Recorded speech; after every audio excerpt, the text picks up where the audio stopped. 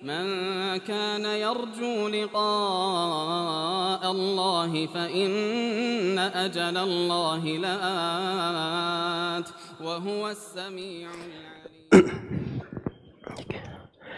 بسم الله الرحمن الرحيم. السلام عليكم ورحمة الله وبركاته. إن الحمد لله نحمده ونستعينه ونستغفره ونعوذ بالله من شرور أنفسنا وسيئات أعمالنا من يهده الله فلا مضل له ومن يضلل فلا هادي له أشهد أن لا إله إلا الله وحده لا شريك له وأشهد أن محمدا عبده ورسوله يا أيها الذين آمنوا اتقوا الله حق تقاته ولا تموتن إلا وأنتم مسلمون يا أيها الناس اتقوا ربكم الذي خلقكم من نفس واحدة وخلق منها زوجها وبث منهما رجالا كثيرا ونساء واتقوا الله الذي تساءلون به والأرحام إن الله كان عليكم رقيبا يا أيها الذين آمنوا اتقوا الله وقولوا قولا سديدا يصلح لكم أعمالكم ويغفر لكم ذنوبكم ومن يطع الله ورسوله فقد فاز فوزا عظيما أما بعد فإن أصدق الحديث كتاب الله وخير الهدي هدي محمد صلى الله عليه وسلم وشر الأمور محدثاتها فإن كل محدثة بدعة وكل بدعة ضلالة وكل ضلالة في النار. Ma'asyiral ikhwa wal akhwat, kaum muslimin dan muslimat rahimani wa rahimakumullah. Alhamdulillah, kita bersyukur kepada Allah Subhanahu wa taala dipertemukan di masjid yang mulia ini dalam sebuah kajian. Semoga Allah Subhanahu wa taala selalu menaungi kita semua dengan rahmat dan hidayahnya dan menerangi hati-hati kita dengan ilmu, keimanan dan petunjuk. Dan semoga Allah Subhanahu wa taala menganugerahkan kepada kita semua keikhlasan dalam ucapan dan amalan, memberkahi kita di dalam segala makna kehidupan ini, dan semoga Allah mengampuni segala dosa dan kesalahan dan menjauhkan kita semua dari segala hal yang bisa membahayakan di kehidupan dunia maupun di kehidupan akhirat. Innahu waliyyu dzalika wal qadiru alaih. Baik, sebelum masuk ke tema pembahasan, ya saya minta maaf kepada Bapak yang membaca nama tadi, kelihatannya aja yang perlu diralat. Ya saya nggak ada LC di belakangnya. Nabi sallallahu alaihi wasallam bersabda, al-mutasyabbi' bima la yu'ta kalabithi thawbi zur. Orang yang berkenyang-kenyang dengan apa yang tidak diberi seperti orang yang memakai dua pakaian kedustaan. Ya saya nggak mau disandarkan kepada saya hal yang tidak ada pada saya. Baik. Kemudian yang kedua, semoga Allah Subhanahu wa taala memudahkan kita di majelis ini untuk mengkaji sebuah pembahasan penting dari pembahasan yang mungkin di hari-hari ini sangat patut untuk kita renungi. Iya. Karena umat ini adalah umat yang dimuliakan oleh Allah Subhanahu wa taala, diberi berbagai keutamaan dan kebaikan. Hanya saja kadang di sekitar mereka ada orang-orang yang ingin memasukkan bahaya-bahaya. Di tengah mereka kadang menyusup sebagian manusia yang ingin melemahkan dari umat ini, memecah belah, dan kadang menimbulkan berbagai kerugian di tengah umat.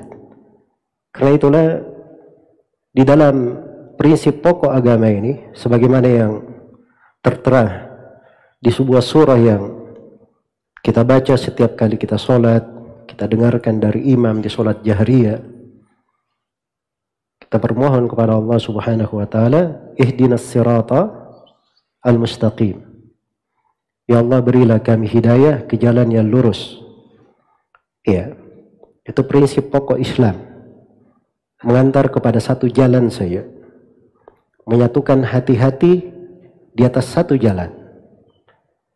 Dan jalannya bukan jalan yang tidak jelas. Jalan yang dirinci, penuh dengan kejelasan. Siratal ladzina an'amta alaihim. Jalan orang-orang yang kau beri nikmat terhadap mereka. Orang-orang yang diberi nikmat ini diterangkan di ayat yang lain. Ulaikal ladzina an'ama Allahu alaihim minan nabiyyina was-siddiqin wasyuhada'i was-salihin wa hasuna ulaika rafiqa. Mereka lah orang-orang yang Allah beri nikmat kepada mereka dari para nabi, para siddiq, para syuhada, dan orang-orang yang salih. Dan mereka adalah sebaik-baik pendamping, sebaik-baik kawan. Iya. Dan Nabi SAW juga telah merinci akan jalan tersebut. Sebagaimana di dalam Al-Quranul Karim telah dirinci bagaimana lurusnya jalan. Kemudian selain daripada mengajak kepada satu jalan, bersatu di atasnya, menyatukan hati padanya, kita juga diingatkan akan bahaya keluar dari jalan.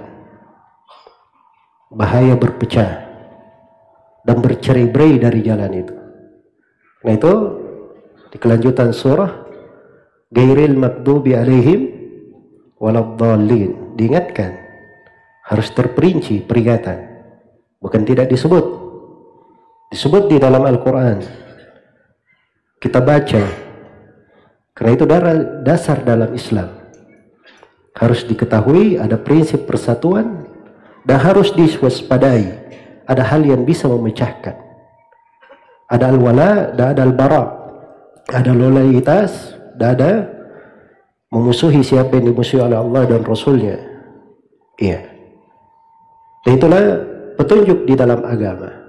Ghairil maghdubi alaihim waladhdallin.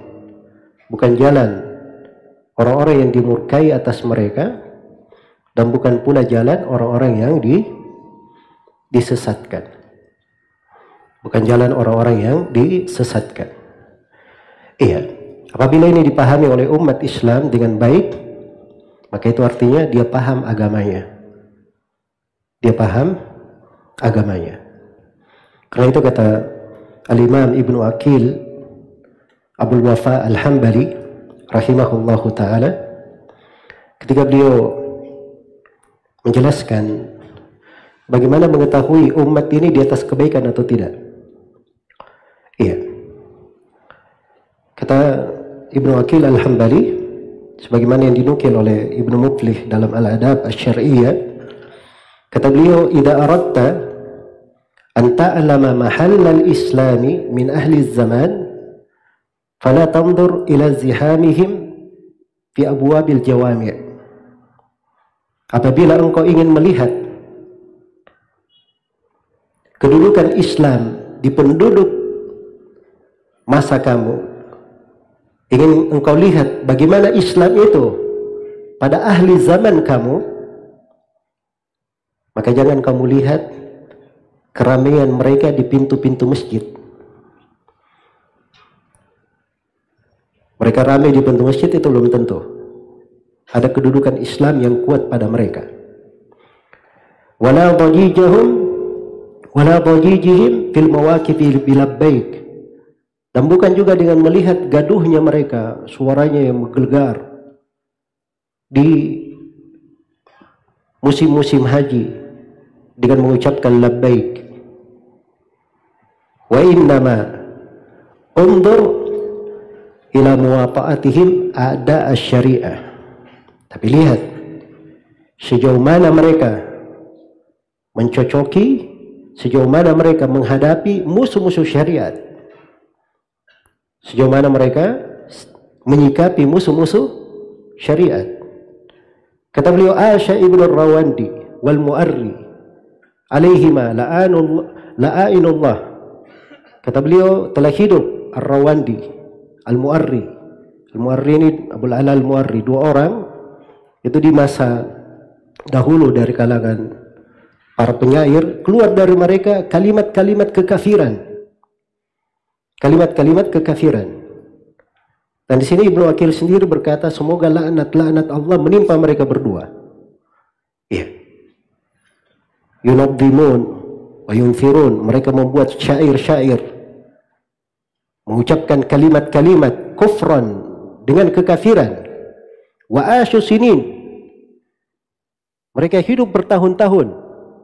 Wa udzibat kuburuhum, kuburan mereka diagungkan. Wasturiyat tasanifuhum, karya-karya tulis mereka dibeli. Kata beliau, hada yadullu ala burudatid din fil qalbi. Dan ini menunjukkan dinginnya agama di hati.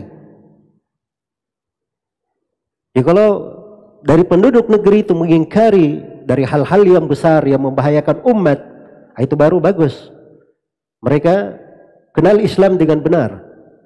Tapi kalau hidup dari orang-orang yang berbuat kerusakan, manusia-manusia bernisbat kepada Islam, tapi berucap kekafiran-kekafiran, apalagi membahayakan umat Islam di negeri-negerinya dengan perpecahan, kerusuhan, menghasut, mengadu domba, dibiarkan begitu saja, itu menunjukkan dinginnya agama di dalam hati. Tidak ada hal yang kuat. Iya. Karena itulah para ulama dari masa ke masa itu menjelaskan dari bahaya-bahaya yang bisa mengancam negeri ini. Bisa mengancam negeri-negeri kaum muslimin. Iya. Dan kita di hari-hari ini kita menyaksikan dari berbagai bahaya yang mengancam negeri kita. Khususnya dari sekelompok manusia yang ingin memecah belah negeri ini.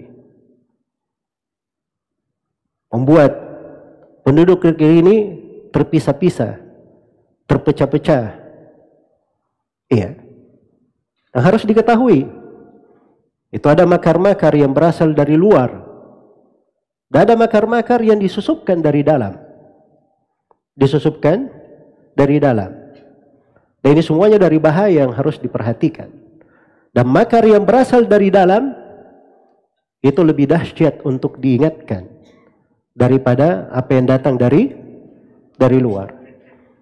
Karena itu pelajaran pertama kalau baca surah Al-Baqarah,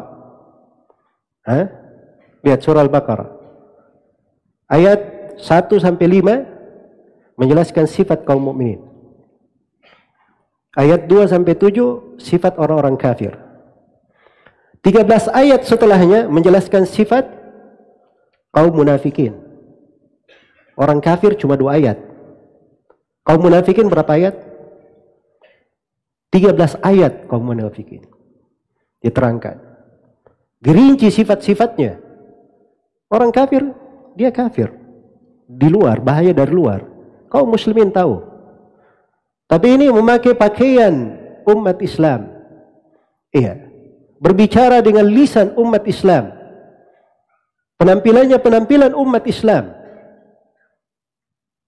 Dia musuh dari dalam. Karena itu dirinci tentang kaum munafikin di banyak tempat dalam Al-Quran.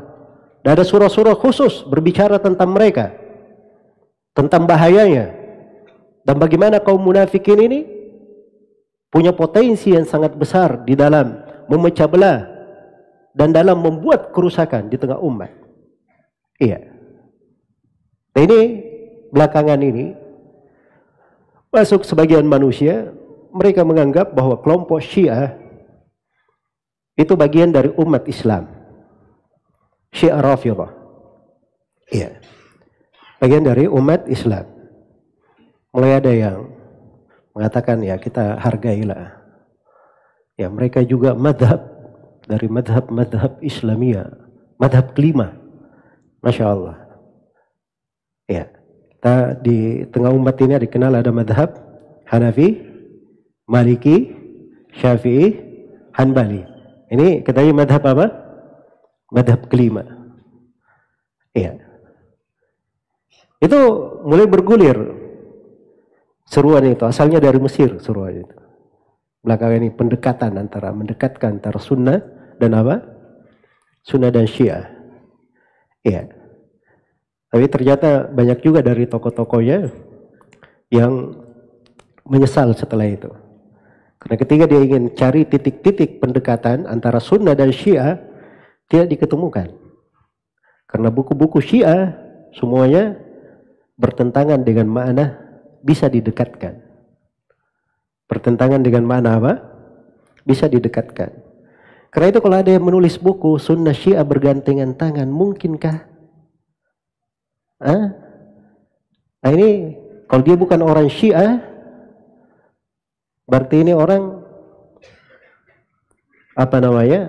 Betul-betul ingin menipu umat Islam. Iya. Apalagi dari referensi bukunya tidak ada dia sebutkan. Dia baca dari buku asli kaum Syiah.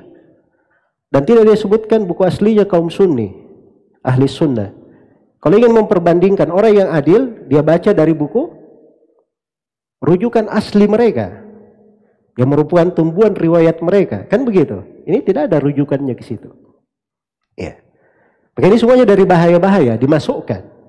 Ketika ada yang mengatakan bahwa kaum Syiah ini, ya, itu sebagai salah satu madhab, ingin didekatkan kepada manusia, seakan-akan tidak berbahaya. Nah di sini justru itulah bahaya yang mengintai umat Islam. Bahaya mengintai umat Islam. Ya, mungkin muncul pertanyaan. Kenapa bisa dikatakan bahwa kaum Syiah ini mereka punya sejarah kelam di dalam memecah belah umat Islam? Ya, saya akan bacakan sebagian dari sejarah mereka semenjak adanya hingga hari ini. Ya, saya akan tunjukkan di beberapa tempat bagaimana bahayanya di dalam memecah belah umat Islam dan menimbulkan pertumpahan darah serta pengkhianatan terhadap negara-negara kaum muslimin. Kita akan sebutkan. Tapi supaya rasa herannya hilang, saya jawab dulu pertanyaannya. Ya, kenapa mereka punya sejarah kelam seperti itu? Jawabannya kita lihat apa keyakinannya orang Syiah sehingga muncul dari mereka perbuatan-perbuatan seperti itu. Baik. Pertama saya akan terangkan sebagian dari keyakinan orang-orang Syiah. Iya. Dan dari keyakinan mereka ini kita akan berkata wajarlah mereka itu berbuat hal yang seperti itu. Ini keyakinan-keyakinannya berasal dari buku-buku mereka sendiri. Dari buku-buku mereka sendiri. Iya, ini bukan dongeng atau rekayasa. Tapi ini berasal dari buku-buku mereka sendiri. Keyakinan mereka yang pertama.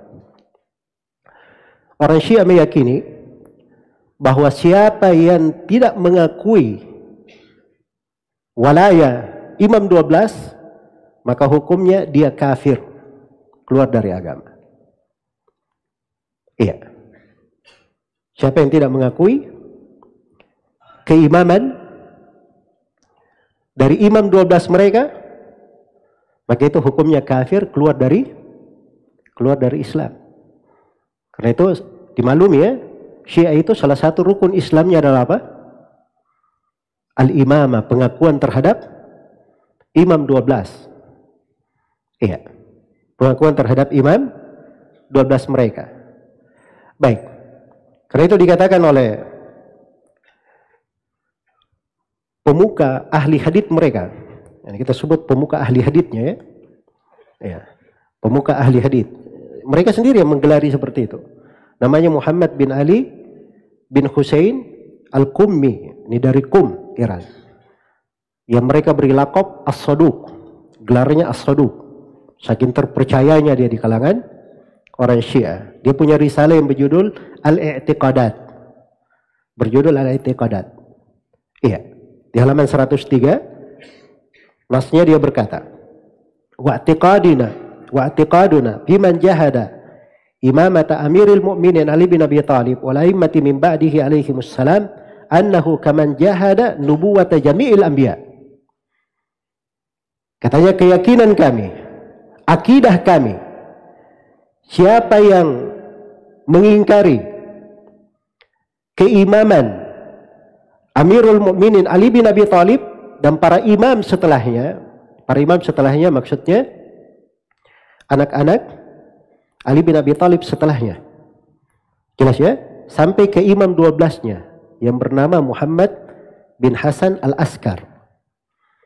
Imam 12-nya ini sudah keluar ya. Dia sudah ada, sudah keluar, sudah lama. Iya, maksudnya sudah lahir. Ya, sudah lahir. Hanya saja dia belum menampakkan wajahnya ke manusia. Terus di mana dia? Lagi bersembunyi di gua yang bernama gua Sirdab. Itu di Iran tuh, guanya dikasih kerangkeng sama mereka. Jadi Masya Allah ya, Imam Mahdinya ini sudah bersembunyi beratus-ratus tahun. Sudah punya negara pun masih belum berani keluar Imam Mahdinya. Ya. Baik. Jadi dia katakan siapa yang mengingkari keimaman Ali bin Abi Thalib dan para imam setelahnya alaihimussalam, itu mereka bahasakan kalau menyebut imam 12-nya, itu mereka katakan alaihissalam. Sama kalau menyebut siapa? Menyebut Nabi. Itu hukumnya kata mereka, kata Al-Qummi ini, As-Saduq ini, hukumnya seperti orang yang mengingkari kenabian seluruh nabi. Bayangkan, Masya Allah ya, mengingkari kenabian siapa? Seluruh nabi. Kita itu di hukum Islam, kita ingkari satu nabi saja, kafir keluar dari Islam. Nah, ini mengingkari apa? Seluruh nabi, Masya Allah. Ya. Kemudian kata beliau, kata As-Saduq ini, ya. Baik. Katanya wa i'tiqaduna fi man aqarra bi amiril mu'minin wa anqara wahidan min ba'dihi minal a'immah annahu bimanzilati man aqarra bi jami'il anbiya wa ankara nubuwata nabiyina Muhammadin sallallahu alaihi wa alihi. Ya. Adapun keyakinan kami, akidah kami terhadap orang yang mengakui keimaman Ali bin Abi Thalib, diakui. Tapi dia mengingkari keimaman salah satu dari imam 12 mereka setelah Ali bin Abi Thalib, maka itu kedudukannya seperti orang yang mengakui seluruh nabi, tetapi dia mengingkari kenabian Nabi Muhammad sallallahu alaihi wasallam. Baik. Jadi ini dari pernyataannya terkait dengan kedudukan siapa?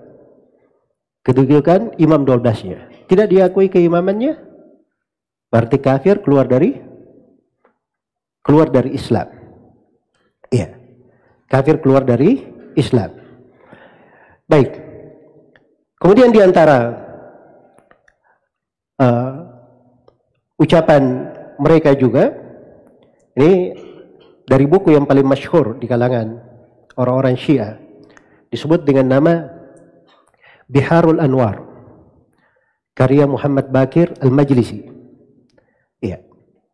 Dia katakan bahwa lafaz kesyirikan dan kekafiran itu digunakan untuk orang yang tidak meyakini keimaman Ali bin Abi Thalib dan para imam setelahnya. Jadi hukumnya dua, disebut musyrik dan disebut apa? Kafir. Masya Allah, sekaligus dianggap berbuat kesyirikan. Dua labelnya ya, bukan kafir saja, musyrik juga sekalian. Iya, mungkin kalau ada yang selain musyrik dia akan kumpulkan juga masuk di situ. Baik. Kata beliau, fadalla alaihim ghairuhum, ya. Wa faddala alaihim ghairahum yadullu ala annahum mukhalladuna finnar. Kalau ada yang mengutamakan siapapun di atas imam 12 ini, maka hukumnya mereka ini kekal di dalam neraka. Hukumnya mereka apa? Kekal di dalam neraka. Baik. Jadi ini satu sudut, ya, dari keyakinan mereka. Iya. Kemudian dimaklumi di dalam buku-buku Syiah itu, ya, mereka menganggap bahwa tidak ada keimaman yang syah selain daripada keimaman imam 12. Tidak ada yang syah. Ya. Jadi kalau ada pemimpin di negeri manapun, itu asalnya menurut orang Syiah itu kepemimpinan yang tidak syah. Jelas ya? Makanya kalau ada negara, ada misalnya khalifahnya, atau ada sekarang misalnya disebut sebagai kepala negaranya, apakah itu presiden, raja, ya, atau disebut putra mahkota, perdana menteri, apa saja kepala negara, itu bagi mereka tidak syah. Sebab yang syah cuman imam 12. Mungkin ada yang bertanya, loh presiden Iran apa kedudukannya bagi mereka? Nah, presiden Iran itu bagi mereka namanya Al-Qaim Anil Imam. Ya, seorang yang mewakili imam sementara. Jelas ya? Mewakili imam sementara. Ya memang ini prinsip dasarnya. Prinsip dasarnya. Karena itu kalau dia berada di dalam sebuah negeri, dia tidak akan akui pemerintahan yang ada. Ya. Dia hidup di dalam negeri ini. Mungkin saja sebagiannya ada di majelis menjadi anggota dewan. Tapi bagi dia Pak Presiden Joko Widodo itu bukan presiden. Tidak syah sebagai apa? Sebagai kepala negara bagi mereka. Nah, itu keyakinan mereka. Ada di dalam buku-buku orang-orang Syiah. Kemudian yang kedua, dari keyakinan orang-orang Syiah, dia berkeyakinan bahwa ahli sunnah itu adalah musuh ahlul bait. Ahli sunnah adalah musuh siapa? Ahlul bait. Iya. Baik. Jadi berdasarkan keyakinan mereka ini, ya mereka menancapkan permusuhan terhadap siapapun yang bukan Syiah. Terhadap siapapun yang bukan Syiah. Ya. Karena bahasa mereka selain dari Syiah itu namanya nasib atau nawasib. Namanya nawasib. Nawasib itu katanya adalah orang yang memusuhi ahlul bait. Iya. Karena itu disebutkan oleh syekh mereka yang mereka sebut sebagai alimnya, ahli tahqiqnya, orang yang sangat teliti di tengah mereka. Ya, katanya namanya Husain bin Muhammad Al-Usfur Al-Bahrani. Dia punya kitab judulnya Al-Mahasin An-Nafsiyah. Iya. Dikatakan di situ bal akhbaruhum alaihimussalam tunadi bi anna an-nasib huwa ma yuqalu lahu indakum sunniyan. Ya. Wala kalama fil murad bin nasib hum ahlut tasannun. Jadi mereka katakan bahwa tidak ada silam pendapat di kalangan, di kabarnya, di semua riwayat dari imam ahlul bait bahwa nasib itulah yang disebut sunni. Itu nawasib. Mereka yang disebut sebagai sunni. Dan ucapan ahlul bait seperti itu, bahwa mereka adalah orang yang mengikuti sunnah. Ya. Bahkan orang-orang belakangannya itu merinci siapa saja dari nawasib yang merupakan ulama sunnah seperti Ibnu Taimiyah, Ibnu Katsir, Ibnu Jauzi, ya, Ad-Dahabi, Ibnu Hazm. Itu ada di dalam buku Kashful Haqa'iq, karya seorang Syiah yang bernama Ali Al-Muhsin. Baik. Jadi permusuhan mereka ya terhadap an-nawasib itu luar biasa. Ya, karena itu di buku An-Nasb wan Nawasib karya Muhsin Al-Muallam, dia sebutkan di situ satu judul bab, judulnya Nawasib fil ibad akthar min mi'ati nasib. Nawasib di tengah hamba-hamba itu lebih dari 200. Di antara mereka yang nawasib Umar ibn Khattab, Abu Bakar As-Siddiq, Utsman bin Affan, Ummul Mukminin Aisyah radhiyallahu taala anha, Anas bin Malik, Hasan bin Thabit, Az-Zubair bin Awwam, Sa'id bin Musayyab, Sa'ad bin Abi Waqqas, Talha bin Ubaidillah, Imam Al-Auza'i, Imam Malik, Abu Musa Al-Asy'ari, Urwa ibn Az-Zubair, Imam Al-Dhahabi, Imam Al-Bukhari, Az-Zuhri, Al-Mughirah ibn Syu'bah, Abu Bakar Al-Bakillani, Asy-Syaikh Hamid Al-Faqih juga masuk di dalam nawasib. Ini belakangan ya. Iya. Jelas ya? Jadi semuanya dihitung sebagai apa? Nawasib bagi mereka. Nah, kalau sudah masuk ke dalam nawasib, itulah hukum-hukum berat. Ya. Di dalam buku-buku mereka terhadap an-nawasib, bahwa mereka adalah musuh dari ahlul bait. Kalau musuh dari ahlul bait bagaimana? Halal darahnya, halal hartanya, najis di tengah mereka. Najis di tengah mereka. Baik. Karena itu kalau kita baca, ya ini kalau kita baca semua keterangan dari ucapan-ucapan mereka panjang ya. Ya. Tapi di antara ucapan mereka ya yang diterangkan oleh ahli haditsnya Muhammad bin Ali Ibn Babawai Al-Qummi itu tadi yang diberi gelar As-Saduq, di dalam bukunya yang lain yang berjudul Ilalus Syara'i', ya, dia meriwayatkan riwayat dari Abu Abdullah, salah seorang imam Ahlul Bait. Ditanya, bagaimana pendapatmu tentang hukum membunuh Nasib? Hukum membunuhnya. Kata beliau, halalud dam. Halal darahnya. Halal darahnya. Tapi katanya, akan tapi saya berhati-hati saya memperingatkan kamu. Ya. Berwaspada. Kalau kamu mampu, misalnya ada Nasib, terus ada tembok, kamu dorong tembok itu, menimpa dia sampai dia mati, atau ada Nasib ahli sunnah, kamu tenggelamkan dia, ya, ke dalam air, tapi dengan catatan tidak ada yang melihatmu, maka silahkan kamu lakukan. Ya, silahkan kamu lakukan. Jadi memang gayanya mereka seperti itu. Jadi kalau mau cari yang terang-terangan, itu Syiah seperti itu gayanya. Jelas ya? Itu sudah metode hidup mereka, gaya hidup. Ya. Jadi mau cari betul-betul Syiah menghadapi itu tidak ada. Karena salah satu akidah mereka juga akan kita terangkan, mereka mengatakan belum ada jihad sekarang, tidak boleh ada jihad. Jelas ya? Tidak boleh ada jihad. Jadi seperti itu. Baik. Terus ditanya lagi, bagaimana pendapatmu tentang mengambil hartanya? Itu darah tadi ya, membunuh. Sekarang mengambil hartanya bagaimana? Ya begitu juga, kalau kamu mampu, ambil hartanya. Kalau kamu mampu, ambil hartanya. Nah, ini riwayat disebutkan juga oleh beberapa orang Syiah. Ar-Hurrul Amili dalam kitabnya Wasailus Syiah, atau yang terkenal di belakangan yang disebut dengan nama Ni'matullahi Al-Jazairi dalam kitabnya Al-Anwar Al-Nu'maniyah, itu dia sebutkan juga tentang bolehnya membunuh nawasib ahli sunnah dan halal akan darah-darah mereka. Iya, halal akan darah-darah mereka. Baik. Ada riwayat mereka juga, ya, disebutkan di dalam kitab Ahkamus Syiah karya Al-Hairi Al-Ihqaqi. Dia katakan bahwa najis itu ada 12 jenis. Jadi najis ada berapa di kalangan orang Syiah? Ada 12.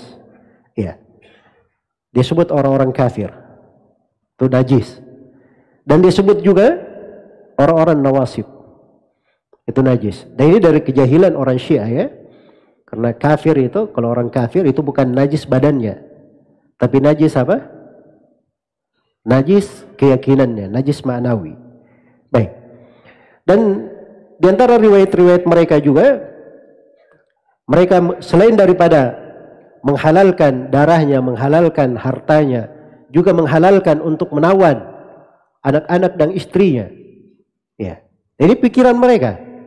Jadi semua yang bukan Syiah itu sikapnya. Itu sikapnya. Karena itu kalau mereka membunuh, menumpahkan darah, ya memang itu di dalam buku-bukunya. Ajarannya memang seperti itu. Ajarannya memang seperti itu. Baik. Kemudian di antara keyakinan orang-orang Syiah juga yang melandasi sejarah kelam mereka, mereka ini meyakini haramnya berjihad sebelum munculnya Al-Mahdi. Sebelum munculnya Al-Mahdi, imam 12 mereka, Muhammad ibn Askar, Muhammad bin Hasan al-Askar. Jadi sebelum dia muncul, sebelum dia keluar, masih haram berjihad. Tidak boleh ada jihad. Jelas ya? Karena itu akan datang. Nanti bagaimana orang-orang Syiah ini, itu yang menjadi sebab masuknya Tatar ke Baghdad. Ya. Kaum muslimin ingin memerangi orang-orang kafir, orang Syiah tidak mau mendukung. Bagi mereka belum ada apa? Belum ada jihad. Iya. Tapi giliran mereka berkuasa, dia bunuhi orang-orang di sana sini. Iya. Dia bunuhi manusia di sana sini. Sebagaimana yang akan datang di sebagian catatan sejarah mereka. Baik. Jadi ini beberapa keyakinan Syiah terkait dengan masalah ini. Ya kalau dasarnya adalah hal ini, itu wajar ya. Kenapa mereka ada sejarah kelam di dalam menumpahkan darah, memecah belah kaum muslimin, menggulingkan pemerintah kaum muslimin, melakukan pengkhianat kepada pemerintahan. Itu ada di dalam sejarah mereka. Sebabnya karena memang keyakinannya menuntun mereka ke sana. Keyakinannya menuntun mereka ke sana. Belum lagi dari keyakinan-keyakinan yang lain yang memang mengajarkan untuk benci kepada ahli sunnah. Kita ini dituduh menyembunyikan Al-Quran. Al-Quran yang kita baca itu tidak seperti Al-Quran yang asli katanya. Mereka ada belasan riwayat ya tentang Al-Quran. Ada belasan riwayat. Salah satu riwayat Syiah dari buku mereka yang paling populer, ya, yang dikatakan dengan nama Usulul Kafi. Usulul Kafi ini kalau kita umat Islam itu namanya Sahih Al-Bukhari. Tahu Sahih Al-Bukhari ya? Nah ini bagi mereka buku hadits yang paling topnya namanya Usulul Kafi. Di Usulul Kafi disebutkan Quran yang kita pegang itu katanya sepertiga dari mushaf Fatimah milik mereka. Sepertiga. Berarti Qurannya mereka berapa juz kalau begitu? Hah? 90 juz ya kira-kira. Ya, dan lebih uniknya lagi, katanya tidak ada satu huruf pun di mushaf Fatimah itu berada di mushaf kita. Iya. Jelas ya? Dan ini ada dari buku-buku Syiah. Jangan mengatakan rekayasa. Oh itu tidak ada. Ya, itu ada di buku-buku mereka. Karena itu orang yang tidak kenal Syiah, memuji Syiah itu orang yang tidak baca buku-bukunya saya. Tidak membaca dari buku-buku mereka dan tidak mengerti bagaimana sejarah kaum Syiah ini. Baik. Kemudian di sini saya akan mulai menjelaskan ya beberapa hal dari perbuatan kaum Syiah. Mereka berkhianat atau membuat kekacauan di dalam menimbulkan perpecahan di tengah umat Islam. Iya. Di tengah umat Islam. Kita mulai yang pertama dari sejarah terbunuhnya Utsman ibnu Affan radhiyallahu taala anhu. Iya. Ini banyak orang yang tidak bercerita tentang sejarah ini. Banyak yang tidak bercerita. Dipikirnya bahwa yang membunuh Utsman ibnu Affan itu adalah orang-orang Khawarij. Ya, tidak ada hubungannya dengan Syiah. Nah, ini mereka tidak mengerti. Ya. Mereka tidak mengerti bagaimana kaum Syiah ini. Jadi harus dipahami bahwa terbunuhnya Utsman ibnu Affan radhiyallahu taala anhu itu ada prosesnya, tidak begitu langsung datang. Tiba-tiba ada orang mengepung rumah Utsman ibnu Affan 40 hari 40 malam. Nah seperti itu kejadiannya. Nah disitulah pencetus Syiah. Ya, dan tokoh mereka yang merintis kelompok Syiah itu Abdullah bin Saba, yang dikenal di buku-buku Syiah dengan nama Ibnu Sauda. Iya. Ini kalau orang Syiah dari kehebatannya sekarang ini kalau bilang itu Abdullah bin Saba yang mendirikan Syiah, oh, itu cuman cerita fiktif ahli sunnah. Ya. Sama buku itu tadi yang bilang itu juga sunnah Syiah bergandengan tangan. Begitu juga komentarnya, itu fiktif aja katanya. Ya. Jelas ya? Ini orang nggak baca buku-buku Syiah. Loh, orang Syiah sendiri di buku-bukunya mengakui. Ada di buku Syiah pengakuan terhadap siapa? Abdullah bin Saba. Dan itu ditulis sebuah buku tersendiri menjelaskan riwayat-riwayat tentang Abdullah bin Saba ini. Dan dipastikan orang Syiah sendiri mengakui ya. Dia bukan sosok fiktif. Perbuatannya ada. Tercatat di dalam sejarah. Bahkan Ali bin Abi Thalib sendiri hampir membakar mereka. Ali bin Abi Thalib sendiri hampir membakar mereka. Dan itu ada haditsnya di dalam Sahih Bukhari dan Sahih Muslim. Iya. Abdullah bin Saba ini setelah dia dikejar, setelah dia melihat di masa pemerintahan Utsman bin Affan ada hal-hal yang bisa mereka masuki, maka dia bergerilya. Ya. Itu makan beberapa tahun dia berkeliling ke negeri-negeri kaum muslimin. Hebatnya untuk membuat isu terhadap siapa? Utsman bin Affan. Ya, jadi kalau di masa sekarang ada yang canggih bikin media, bikin berita hoax, wah itu sudah kampungan, ketinggalan. Abdullah bin Saba sudah mendahului kamu. Ya. Jelas ya? Abdullah bin Saba dia sudah berkeliling. Ya. Berkeliling. Waktu itu memang betul belum ada HP, tapi dia bisa coba berkeliling untuk menebarkan apa? berita-berita hoax di tengah umat Islam tentang siapa? Utsman bin Affan. Iya. Dan itu menjadi lebih besar ketika Utsman bin Affan radhiyallahu taala anhu mengganti gubernur Mesir yang waktu itu adalah Amr bin Al-As. Iya. Radhiyallahu taala anhu. Mulai digoreng dari kebijaksanaan siapa? Utsman bin Affan ini. Iya. Akhirnya keluarlah dari orang-orang dari berbagai, kebanyakannya dari Mesir menuju ke kota Madinah. Ya. Dan mereka yang mengepung siapa? Rumah Utsman bin Affan radhiyallahu taala anhu. Dan Utsman bin Affan radhiyallahu taala anhu, beliau dapat hadis dari Nabi sallallahu alaihi wasallam. Iya. Beliau dapat hadis dari Nabi sallallahu alaihi wasallam. Ya, beliau pernah masuk di sebuah rumah, atau Nabi sallallahu alaihi wasallam pernah duduk di sebuah rumah dan kakinya masuk ke sumur. Maka Abu Bakar As-Siddiq minta izin untuk masuk. Nabi izinkan untuk Abu Bakar. Iya. Dia juga masukkan kakinya. Kemudian Umar datang minta izin, diizinkan masuk Umar.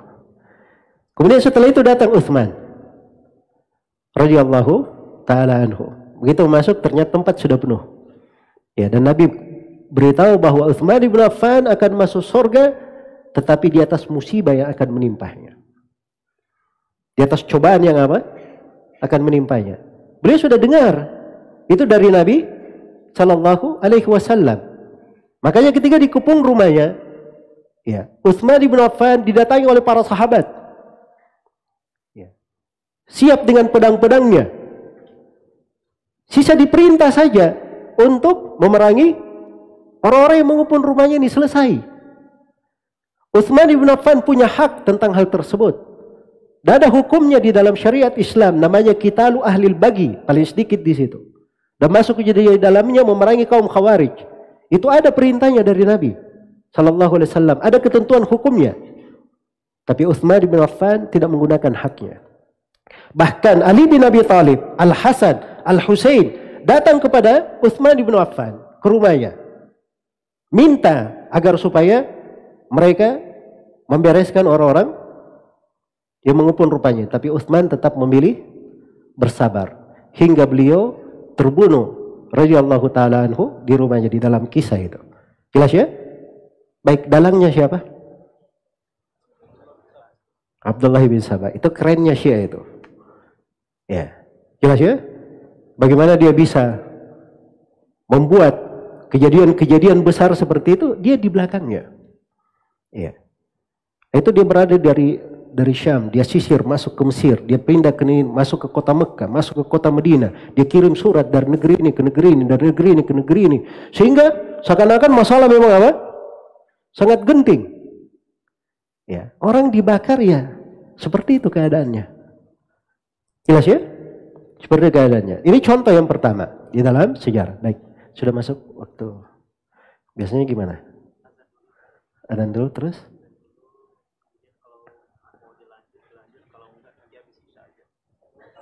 Baik, adzan dulu, terus jeda antara adzan qomat saya lanjut sedikit, terus kita sholat ya. Baik.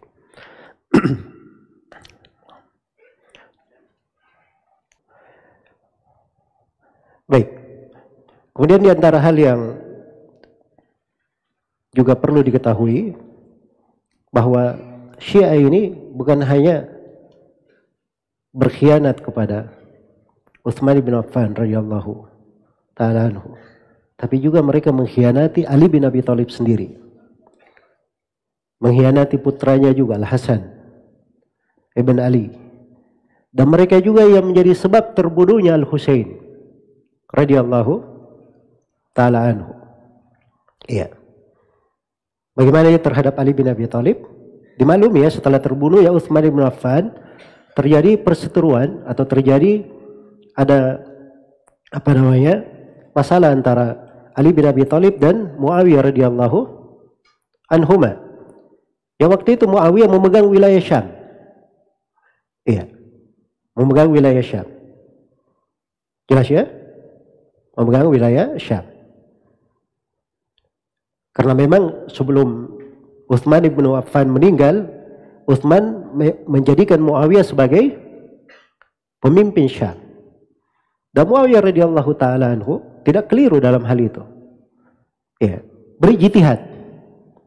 Karena dia memang wali, gubernur dipasang oleh siapa?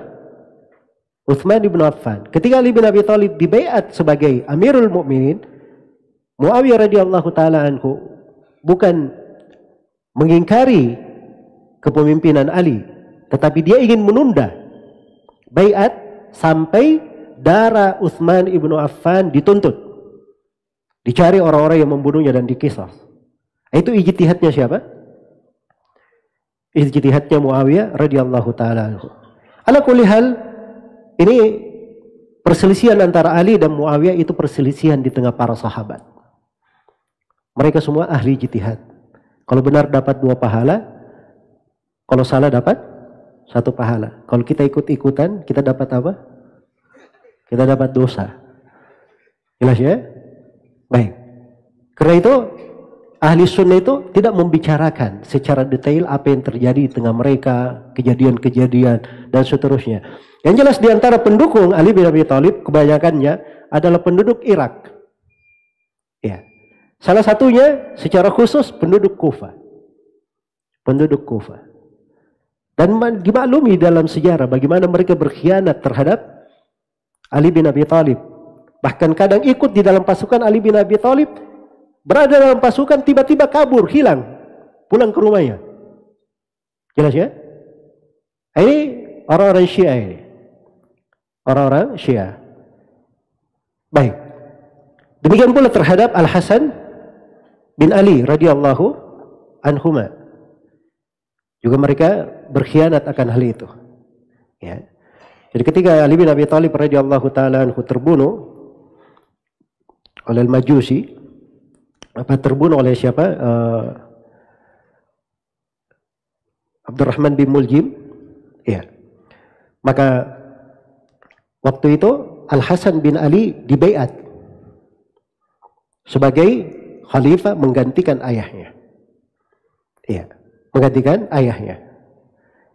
Dan dimaklumi Al-Hasan bin Ali, subhanallah, sangat cerdas sekali. Didatangi oleh orang-orang Syiah. Ya, dari penduduk Irak ini. Datang mereka.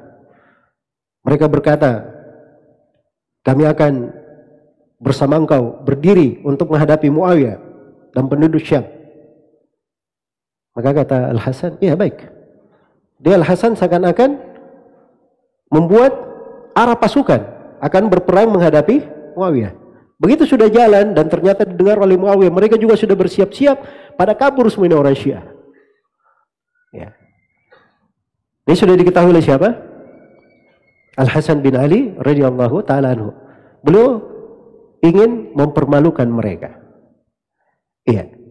Dan ini kisah-kisah disebutkan ya oleh At-Tabari rahimahullahu taala dan selainnya. Baik.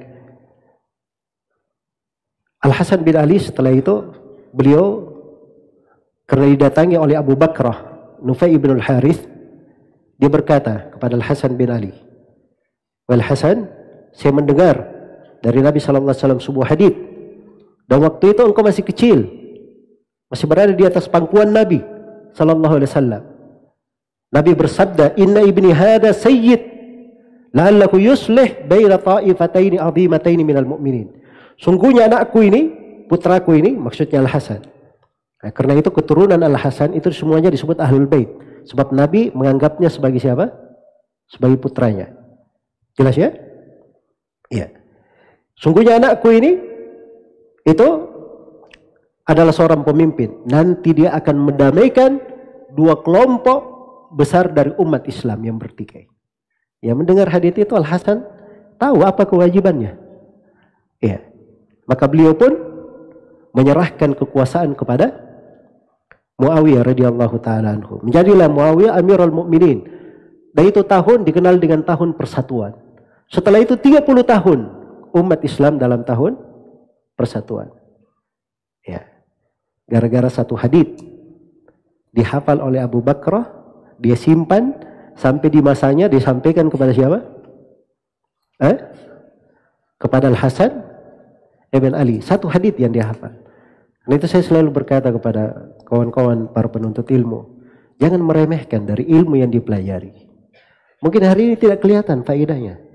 Gak tahu di hari esok, di hari lusa. Ya. Ilmu itu bisa menjadi obat, bisa menjadi kawan, bisa menjadi suatu penyelesaian. Sepanjang tetap bersama seorang hamba, maka pasti akan bermanfaat untuk dia. Iya. Dan terakhir, mereka juga berkhianat kepada siapa? Al-Husain radhiyallahu ta'ala anhu. Iya. Al-Husain radhiyallahu ta'ala anhuma. Semoga Allah meridhai beliau dan meridhai ayahnya Ali bin Abi Thalib radhiyallahu ta'ala anhuma. Baik. Jadi Al-Husain ini juga oleh orang-orang Syiah di Kufah. Ya, ketika Muawiyah radhiyallahu ta'ala anhu meninggal, maka di tahun 60 Hijriah anaknya Yazid bin Muawiyah dibaiat sebagai khalifah. Dan umurnya waktu itu masih 35 tahun. Masih 35 tahun. Baik. Maka waktu itu sebagian sahabat belum membaiat seperti Al-Husain. Kemudian Abdullah bin Zubair. Iya.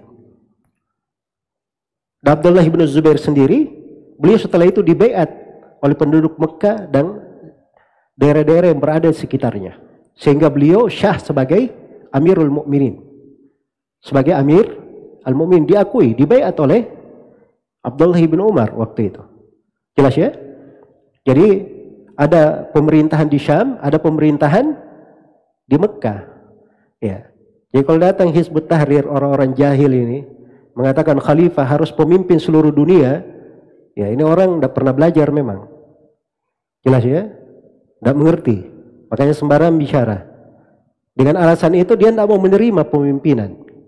Nah, ini mirip dengan orang-orang Syiah, cuman gaya bahasanya yang beda. Gaya bahasanya berbeda. Kalau Syiah Imam 12-nya saja yang harus diakui, selain dari mereka tidak syah. Kalau ini mereka menganggap pemimpinnya syah itu cuman khalifah yang memimpin dunia. Ya, kalau Indonesia ini tidak syah bagi mereka. Nah, itu kejahilan ya. Menyelisih Al-Quran, menyelisih hadits Rasulullah SAW, dan menyelisih kesepakatan para ulama. Jadi Al-Husain waktu itu belum membaiat. Ya, dikerjai lagi oleh orang-orang Kufah. Dikirim surat Al-Husain. Oh, banyak sekali surat sampai kepada Al-Husain. Ratusan. Sampai Al-Husain, subhanallah. Ya, mereka berkata, datanglah ke sini. Kami akan membaiatmu. Ya, akan membaiatmu. Maka waktu itu Al-Husain radhiyallahu ta'ala anhu mengirim keponakannya Muslim bin Aqil. Muslim bin Aqil. Ya, dia kirim ke sana untuk melihat. Setelah Muslim bin Aqil tiba di sana, ya, akhirnya mereka pun menyambut Muslim bin Aqil dengan sambutan yang hebat. Nah, dikirim berita kepada Al-Husain agar supaya datang, dan mereka juga sudah menyampaikan baiatnya. Nah, begitu Al-Husain menuju ke sana, sebelum berangkat beliau dinasihati oleh Ibnu Abbas, oleh Ibnu Umar dan selainnya dari para sahabat yang masih hidup agar tidak ke sana. Tapi itu ketentuan Allah Subhanahu wa taala kehendaki. Ya, beliau berjalan. Ya, sebelum tiba di sana, Yazid bin Muawiyah mengirim pasukan. Iya, mengirim pasukannya yang dipimpin oleh Ubaid bin Ziyad, gubernur Kufah, untuk menanggapi kejadian tersebut. Maka setelah itu dipastikan, ya, maka ditahanlah, ya, orang-orang yang terlibat di dalamnya, dan Muslim bin Aqil sendiri, rahimahullah, beliau terbunuh, dan penduduk Kufah ini semuanya hilang. Yang tadinya jumlahnya 4.000 itu semuanya pada kabur, tidak ada yang muncul. Jelas ya? Tidak ada yang muncul. Maka Al-Husain, ya, waktu itu berangkat. Al-Husain radhiyallahu ta'ala anhu, beliau berangkat bersama rombongannya di hari Tarwiyah. Dan waktu itu ada sebagian anak-anak Muslim bin Aqil yang ikut. Tapi sudah di jalan Al-Husain mendengar kejadian itu, maka beliau ingin kembali. Ya, dan beliau juga sudah dapat pesan dari Muslim bin Aqil supaya kembali. Beliau ingin kembali sebenarnya. Tapi anak-anak Muslim bin Aqil yang ikut, yang memintanya untuk menuntut darah ayahnya di sana. Yang untuk mendorong darah ayahnya. Maka Al-Husain pun berjalan. Ya, tetap berjalan menuju ke Irak. Begitu tiba di Karbala, ya, beliau terbunuh di sana sebagai orang yang mati syahid bersama 17 orang dari Ahlul Bait. Bersama 17 orang dari Ahlul Bait. Ada anak-anaknya Al-Husain, ada anak-anak Al-Hasan, ada anak-anak Aqil dan anak-anak Abdullah bin Ja'far. Dan itu kejadian pada tanggal 10 Muharram. Ya. Orang Syiah sendiri bercerita di bukunya. Ini ceritanya orang Syiah. Baik. Di buku A'yan Asy-Syiah, kaum Syiah bercerita, 20.000 penduduk Irak membaiat Husain. Kemudian mereka berkhianat kepada beliau dan mereka keluar memerangi Al-Husain. Padahal baiat berada di leher-leher mereka. Kemudian membunuh Al-Husain. Siapa yang bercerita ini? Hah? Ini orang Syiah sendiri. Dia bercerita bahwa penduduk Kufah 20.000 orang yang keluar untuk membunuh siapa? Al-Husain. Padahal mereka sendiri yang mengundang Husain ke sana. Yang akhir kisahnya, ya. Setelah itu kaum Syiah, Masya Allah, 10 Muharram yang tadinya hari mereka membunuh Al-Husain radhiyallahu ta'ala anhu. Padahal Husain waktu itu sudah ingin kembali, minta pilihan. Ya. Agar supaya dia kembali ke kota Madinah atau dia menuju ke Syam untuk membaiat Yazid, ya. Agar supaya tidak terjadi peperangan itu. Tapi oleh orang-orang Syiah, itulah yang mereka lakukan sehingga Al-Husain radhiyallahu taala anhu terbunuh.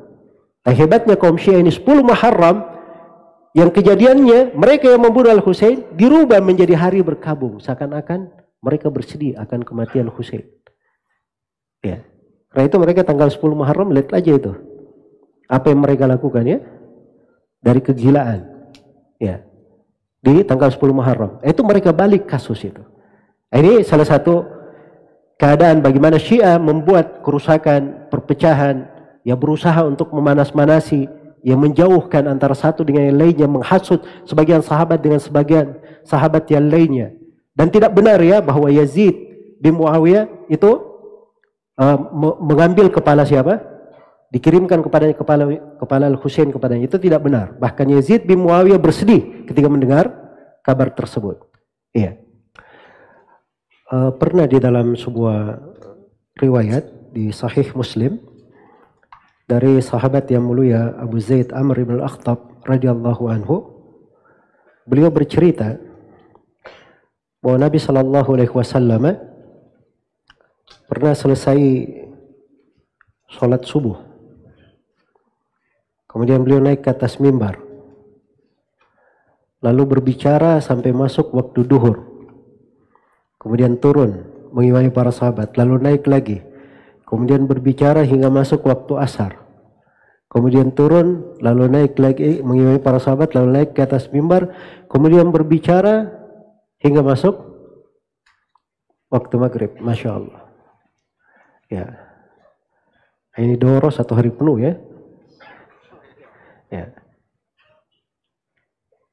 Apa yang beliau bicarakan? Beliau bercerita tentang kejadian-kejadian yang akan terjadi. Tentang fitnah-fitnah yang akan terjadi. Maka kata Amr bin al-Akhtab, yang paling kuat hafalannya di antara kami itu yang paling banyak pengetahuannya. Yang paling banyak pengetahuannya. Jadi memang Nabi SAW itu kadang memberikan kepada para sahabatnya hal-hal, mengingatkan perkara-perkara yang bisa mengancam dan membahayakan. Jelas ya? Bukan cuma bercerita tentang perkara-perkara yang sifatnya membangun, menyejukkan hati, menyegarkan hati. Karena hati itu dia perlu dua sesuatu di dalamnya. Perlu hal yang menghiasinya, mempercantiknya, memperindahnya, dan perlu sesuatu yang membentenginya. Perlu sesuatu yang membentenginya dan melindunginya. Itulah ilmu di atas dua bentuk. Jadi tema pembahasan kita ini masuk ke bentuk yang mana?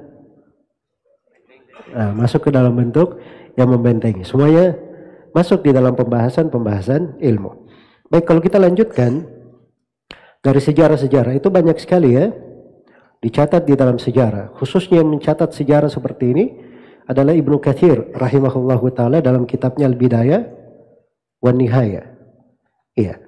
Itu ada pengkhianatan Syiah di masa Harun ar-Rasyid. Ya. Kemudian tatkala berdiri negara mereka punya negara sebelumnya disebut di wilayah Maghrib, di wilayah Maroko. disebut dengan nama Al-Fatimiyah. Ya. Itu pada mulainya dari tahun 172. Di situ bagaimana mereka menghapus sunnah dan menghidupkan Syiah. Menghapus sunnah dan menghidupkan pemahaman Syiah. Dan berbagai kengerian yang mereka lakukan. Sampai datang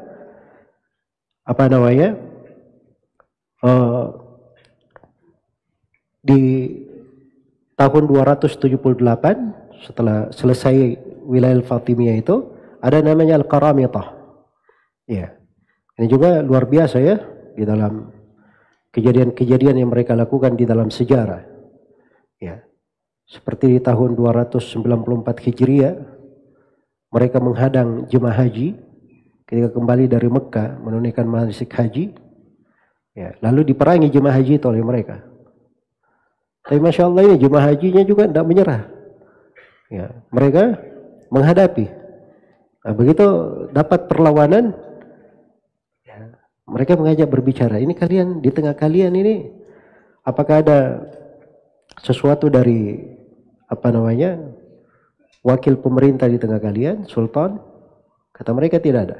Oh, kalau begitu kita bukan menginginkan kalian.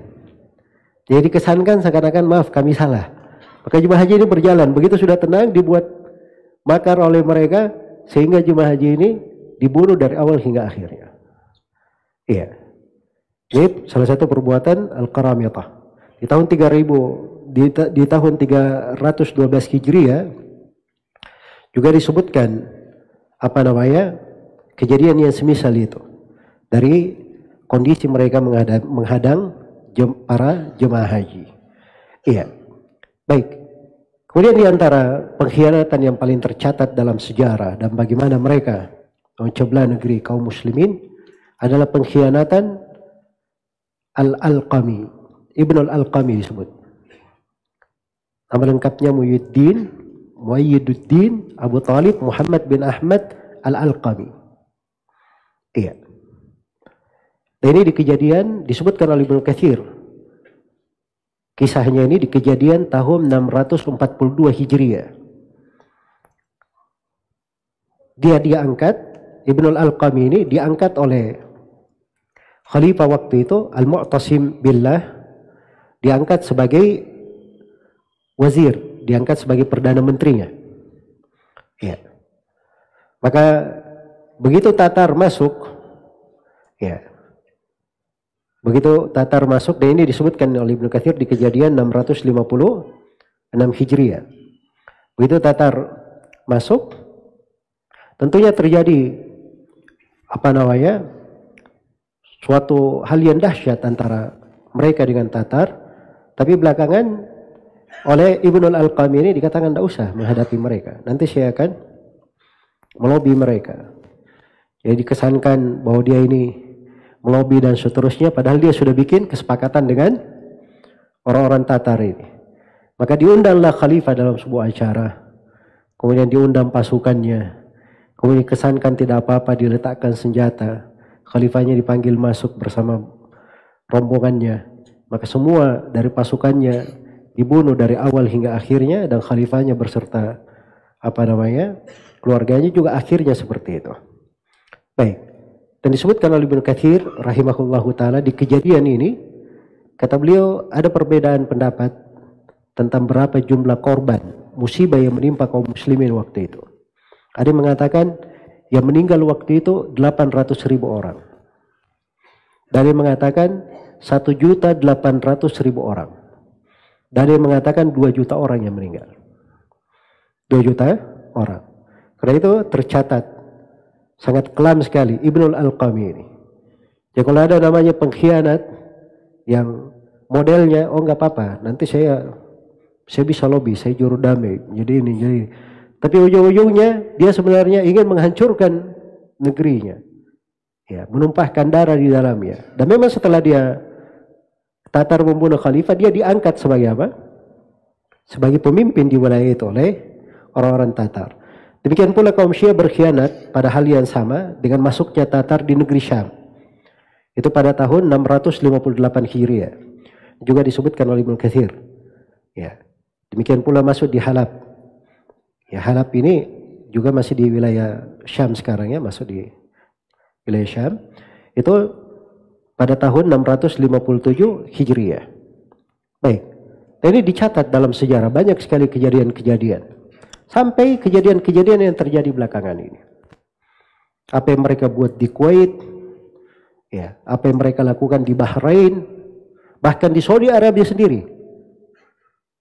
Bagaimana perbuatan kaum Syiah ya, untuk membuat perpecahan-perpecahan di beberapa wilayah Saudi Arabia sendiri. Ya. Dan jangan lupakan bagaimana Yaman hingga hari ini itu semuanya perbuatan dan pengkhianatannya orang-orang Syiah yang menjual negerinya kepada Iran dan yang semisal dengannya. Ya. Dan juga seorang itu bertanya, ini Al-Qaeda. Orang itu taunya Al-Qaeda dulu di mana dia bermainnya? Di Afghanistan, kan begitu? Kok tiba-tiba Al-Qaeda ada di Suriah? Tiba-tiba ada di Suriah, kemudian bikin kelompok tersendiri dengan nama ISIS. Kan begitu? Ini nyeberangnya dari mana? Masa loncat? Dari Afghanistan tiba-tiba lompat semua, tiba-tiba ada di mana? Tiba-tiba ada di Suriah. Itu lihat saja di petanya, itu melalui wilayah Iran. Tidak ada tempat lain untuk lewat. Jelas ya? Jadi tentang keterlibatan mereka di berbagai negara untuk membuat perpecahan dan kekacauan di tengah umat Islam itu sudah terjadi dari masa ke masa hingga hari ini. Ya, termasuk di negeri kita ini. Termasuk di negeri kita ini. Mungkin ada yang pernah dengar kejadian sebagian wilayah di Sampang sana yang disergap oleh sebagian kaum muslimin.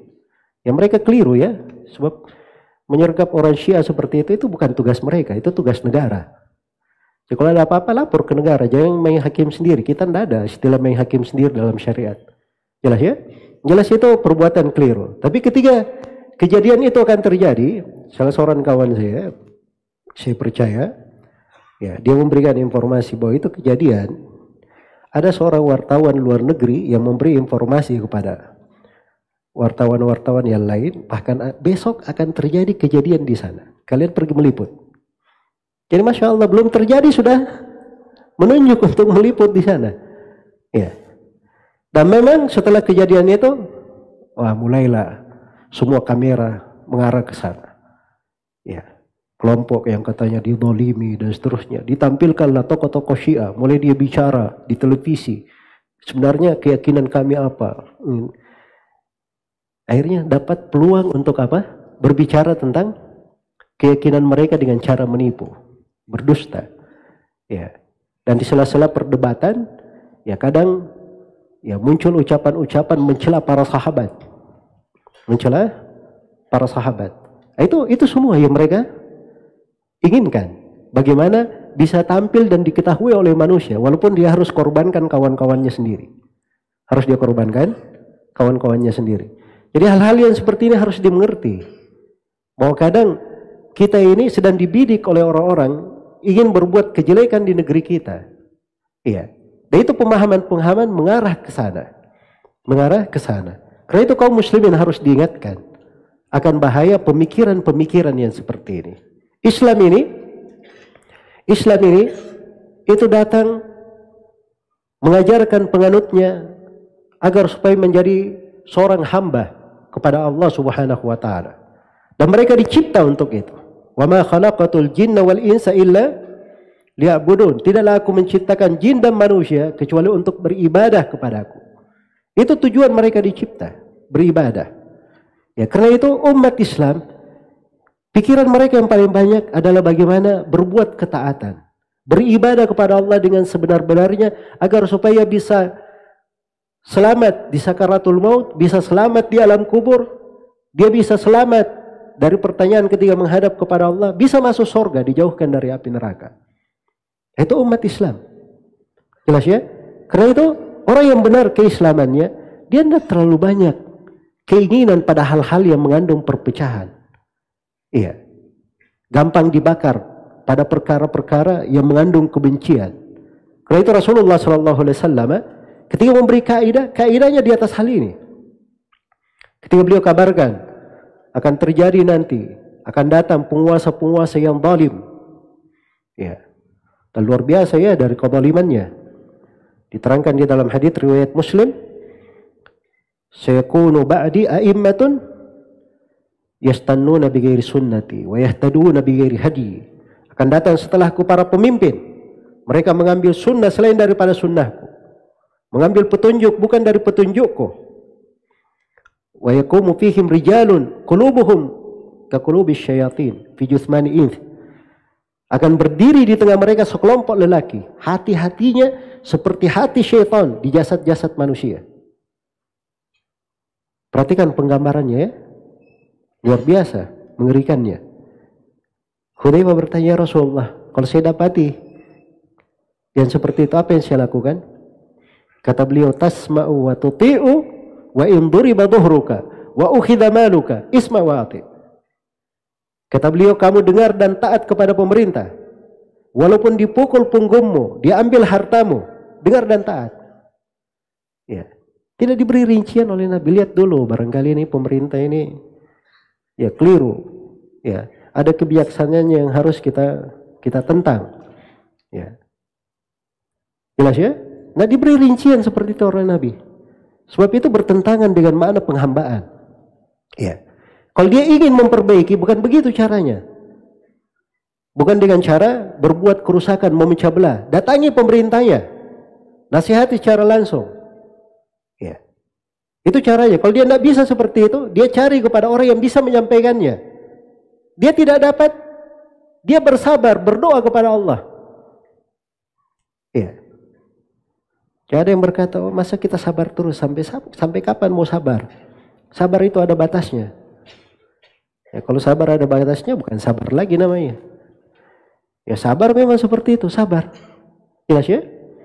Karena itu Bani Israel itu bersama Nabi Musa alaihi salam, itu tidak ada ceritanya suatu hari mereka demo-demo terhadap kebijaksanaan Fir'aun. Pernah dapat di ayat begitu? Hah? Nggak ada, yang ada disuruh bersabar mereka. Bahkan ketika Fir'aun dan bala tentaranya dibinasakan, Allah hanya menyebut satu amalan Bani Israel. Coba perhatikan itu ayat di surah Al-A'raf. Wa awrathna al-qawma alladhina kanu yustaba'afuna masyariqal ardi wa magharibaha allati barakna fiha wa tammat kalimatu rabbikal husna ala bani Israila bima sabaru. Dan kami wariskan bumi dari awal hingga akhirnya kepada kaum yang tadinya tertindas, yaitu Bani Israel. Dan telah sempurna kalimat Rabbmu yang maha tinggi, maha indah untuk Bani Israel, disebabkan karena kesabaran mereka. Cuma sabarnya yang disebut. Cuma sabarnya yang disebutkan. Karena itu tidak usah mendengar masuk ke dalam rincian-rincian. Itu bukan urusan kita. Ujian dan cobaan, adanya kezaliman, adanya penindasan, itu ujian dan cobaan. Ujian dan cobaan itu tidak dipadamkan dengan menyirami bensin, dengan melakukan aksi-aksi yang semisal dengannya. Ujian dan cobaan itu dihadapi dengan banyak beristighfar, bertobat kepada Allah Subhanahu wa taala, memperbaiki diri. Ya, memperbaiki keluarga, saling nasihat menasihati dengan masyarakat sekitar, berdakwah di jalan Allah. Kalau itu terjadi akan baik dengan sendirinya negeri ini. Jelas ya? Nah, itu cara di dalam syariat. Maka ini kaidah-kaidah syariat semuanya mengarah kepada merekatkan hati, bukan membuat perpecahan atau menambah perpecahan atau membiarkan orang-orang yang berbuat perpecahan di tengah umat Islam tanpa diingatkan bahaya-bahayanya. Iya. Karena itulah yang terakhir, ya waktu sisa 5 menit ya. Masya Allah, sisa 3 menit. Ya. Yang terakhir saya ingatkan bahwa seorang itu di dalam kehidupan banyak lahan-lahan ketaatan. Banyak pintu-pintu ibadah. Banyak pintu-pintu ibadah yang bisa dia lakukan. Kalau dia tidak bisa begini, dia begini. Kalau dia tidak terbuka untuknya pintu ketaatan di bab sholat, ada bab puasa, ada bab haji, ada bab sedekah, ada pintu ketaatan yang lain. Ya, ada pintu ketaatan yang lain. Dan pintu ketaatan yang paling luas cakupannya itu adalah di dalam bab menuntut ilmu. Dalam bidang apa? Menuntut ilmu. Karena itu keutamaan dan manfaat belajar menuntut ilmu, mengkaji ilmu-ilmu agama, dan bagaimana ilmu agama itu menenangkan, membangun jiwa, membentuk jiwa, melindungi, kemudian merekatkan serta menghindarkan seseorang dari kejelekan, itu luar biasa manfaat-manfaatnya di dalam uraian ayat-ayat Al-Quran dan hadis-hadis Rasulullah Sallallahu Alaihi Wasallam. Baik, karena itu kaidahnya seperti yang dikatakan oleh Nabi Sallallahu Alaihi Wasallam dalam hadis Hudzaifah, riwayat Bukhari dan Muslim. Ketika terjadi masalah, kata beliau, talzam jama'atal muslimin wa imamahum. Kamu komitmen bersama jemaah kaum muslimin dan imam mereka. Di negeri ini jemaah kaum muslimin adalah kaum muslimin dipimpin oleh kepala negara. Itu jemaah namanya. Iya. Dan imamnya itu adalah kepala negara. Kepala negara. Kepala negara kita siapa? Ya Bapak Presiden, itu kepala negara. Jadi maklum ya, ini nanti ada yang tanya lagi, kok Ustadz tanya, sudah jelas kok ditanyakan lagi. Ya memang karena ada sebagian orang tidak jelas. Kalau ditanyakan imam, bukan imam itu yang dia maksud. Imamnya pimpinan kelompok dia. Hah? Imam yang dimaksud, imam nanti, imam besar kaum muslimin. Yang belum balik-balik sampai hari ini. Ya. Jelas ya? Nah, ini tidak benar ya di dalam memahami. Imam itu di dalam sudut syariat, orang masuk di dalam sebuah negeri bertanya siapa pimpinan kamu, semuanya menunjuk ke sana, itu imam. Itu ukuran Imam Ahmad rahimahullah. Jelas ya? Itu imam besar dan tidak boleh berkata ada imam besar. Itu istilah keliru dalam syariat. Imam besar itu kepala negara. Ya, kalau ada yang berkata ada imam besar di Saudi Arabia sana, ya itu dijatuhkan hukum gantung itu atau hukum penggal di Saudi. Hukum mati harusnya. Kenapa? Sebab Nabi yang memberikan ketentuan.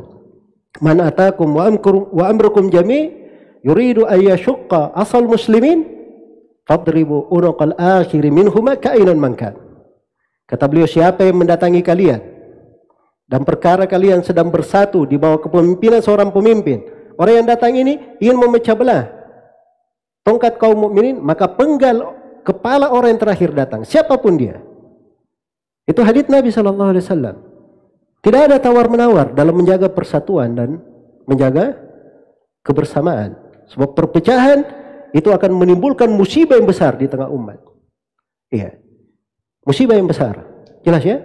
Sampai hari ini saja kita masih merasakan pahitnya kejadian tahun 98. Itu gara-gara ada sebagian orang teriak reformasi, ya, dikiranya untuk kebaikan rakyat, ternyata untuk mengenyangkan perutnya saja. Jelas ya? Ini orang-orang yang melakukan hal ini sampai hari kiamat, kalau umat ini masih merasakan dari kejelekan apa yang dia lakukan, dia akan menanggung dosanya. Itu keluar dari tuntunan namanya, tidak dibenarkan. Iya. Karena itu yang ada apabila terjadi perkara yang kurang menyenangkan adalah bersabar, menasihati dengan cara yang benar, berdoa, kemudian memperbaiki diri. Jangan sibuk mengurus pemimpinnya saja. Selalu cari kambing hitam. Kambing hitamkan diri dulu. Itu cara memperbaiki. Itu uslub dalam Al-Quran. Allah Subhanahu wa taala berfirman, "Innallaha la yughayyiru ma biqaumin hatta yughayyiru ma bi anfusihim." Allah tidak merubah keadaan satu kaum sampai kaum ini merubah dirinya sendiri. Dirinya dulu yang dia rubah, bukan dikatakan sampai dia merubah pemimpinnya, sampai dia merubah anggota dewannya. Enggak dikatakan seperti itu. Rubah diri sendiri. Coba terapkan kaidahnya, setiap orang merubah dirinya, pasti di tengah mereka akan lahir pemimpin yang sesuai dengan mereka, yang mencocoki mereka. Jelas ya? Karena memang tabiatnya seperti itu. Yang keluar dari orang-orang yang zalim, biasanya yang zalim juga. Keluar dari orang yang salih, biasanya orang yang salih juga. Ya, itu kaidah umum disebut dalam Al-Quran.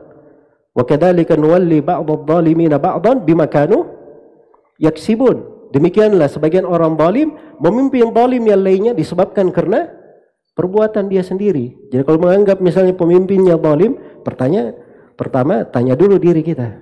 Ya, barangkali kita banyak melakukan kezaliman ini. Perbaiki diri, introspeksi diri. Ya. Karena itu ketika masa pemerintahan Hajjaj bin Yusuf, Masya Allah ini ya, Hajjaj bin Yusuf ini pemimpin zalim. dan hidup di masa banyak ulama di masa itu. Ya, bayangkan ya, Al-Hasan Al-Basri, Sayyid bin Jubair, Ibrahim An-Nakhai. Ini siapa tokoh-tokoh ulama ini yang masyhur di buku-buku hadits riwayat-riwayatnya. Ya. Ini pemerintah mereka di masa orang-orang salihin. Apa kata Al-Hasan Al-Basri? Hajat ini adalah adab siksaan Allah Subhanahu wa taala, dari cobaan Allah. Padamkan dengan cara kalian beristighfar dan bertobat kepada Allah Subhanahu wa taala. Itu fikihnya mereka. Ketika datang manusia mengadukan bagaimana perbuatan Hajjaj bin Yusuf kepada Anas bin Malik berkata, "Isbiru hatta talqauni alal haud." Sabarlah kalian sampai kalian menjumpaiku di telaga. Demikian saya dengar dari Nabi kalian, Nabi Muhammad sallallahu alaihi wasallam. Apa yang terjadi? Mereka cuma sabar. Setelah itu, siapa yang memerintah menjadi khalifah? Umar bin Abdul Aziz. Iya. Itu buah dari kesabaran. Buah dari kesabaran. Jadi jangan dikira ahli sunnah itu tidak ada konsep. Ini ahli sunnah cara demo-demo tidak pernah muncul. Ya, jelas ya. Urusan pemilu tidak ikut-ikut. Ya, urusan pemilu tidak ikut-ikut. Ya, tapi kalau ada urusan yang ingin memecah belah negeri ini, ingin berpisah dari Indonesia, oh enggak. Itu bukan kita tidak ikut-ikut. Kalau pemerintah meminta kita untuk berjihad, ya, maka insya Allah kita akan mengulangi sejarah yang paling depan untuk hal tersebut. Itu sudah pernah kita lakukan di sebagian wilayah yang lain, dilakukan oleh kawan-kawan kita. Itu dengan izin pemerintah, harus dia tahu saja. Jadi itu caranya seperti itu kaidah di dalam syariat. Ya, kaidah di dalam syariat. Dan seperti itu memang cara mengobati, cara menjaga, bertindak sesuai dengan kaidah syariat, bukan dengan semangat, dengan apa? Dengan mengandalkan perasaan, tapi seorang berpijak di atas ketentuan syariat. Semoga Allah Subhanahu wa taala memberi taufik kepada semuanya, dan semoga Allah selalu menjaga kita di atas kebaikan, menghindarkan kita semua dari segala kejelekan, menjaga negeri kita ini dari segala hal yang bisa membahayakannya. Dan saya bermohon kepada Allah Subhanahu wa taala supaya memberi taufik kepada para pemerintah kita supaya dibimbing kepada jalan yang lurus dan selalu dikuatkan di atas kebenaran, diberi pendamping orang-orang yang baik yang bisa mengarahkannya kepada kebaikan. Dan kita bermohon kepada Allah, siapa yang menghendaki kejelekan untuk negeri ini, semoga Allah Subhanahu wa taala menjadikan kebinasaannya di belakang makar yang dia lakukan. Dan semoga Allah Subhanahu wa taala menunjukkan dari tanda-tanda kebesarannya di dalam kehancurannya, dalam kehancuran orang yang ingin memecah belah umat Islam. Dan semoga Allah Subhanahu wa taala selalu mengukuhkan kita di atas ketaatan, membukakan untuk kita pintu-pintu kebaikan, dan selalu membuat kita cinta untuk belajar Islam dan sunnah Rasulullah sallallahu alaihi wasallam lebih baik dan lebih mendalam lagi, sebagaimana Allah yang telah memuliakan kita bertemu di tempat yang baik dan mulia ini dalam suasana ketaatan. Saya bermohon kepadanya, semoga Allah Subhanahu wa taala selalu menguatkan kita di atas Islam dan sunnah di kehidupan dunia ini, di sakaratul maut, di alam kubur, dan tatkala kita semua kembali kepadanya. Dan saya bermohon kepada Allah yang mempertemukan kita di tempat ini, semoga kita semua dipertemukan kelak di kemudian hari di surganya yang penuh dengan kenikmatan. Innahu waliyyu dzalika wal qadiru alaihi, wallahu taala alam. Dan saya mohon maaf atas segala macam kekurangan, dan saya berterima kasih kepada takmir masjid atas kesempatan yang telah diberikan. Semoga Allah memberikan dan melipat gandakan pahala sebesar-besarnya di dalam hal tersebut. Wallahu taala alam. Subhanakallahumma wa bihamdik, asyhadu an la ilaha illa anta, astaghfiruka wa atubu ilaik. Walhamdulillahirabbil alamin. Wassalamualaikum warahmatullahi wabarakatuh.